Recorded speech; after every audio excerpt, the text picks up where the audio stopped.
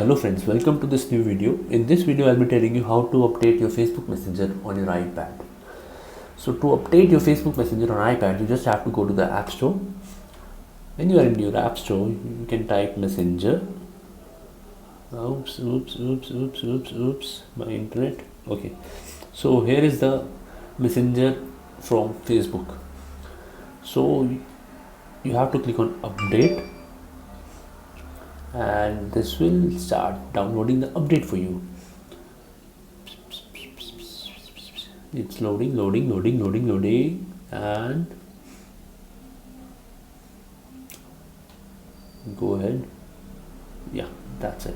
So this is very simple. You just have to tap on the update button, and now you can open your Messenger and start chatting with your friends. If you have any questions, or if you're failing somewhere, you can drop down your comments below. I'll answer them immediately. And do subscribe to my channel, Ishant Nayyar, techtutor.com. Thank you.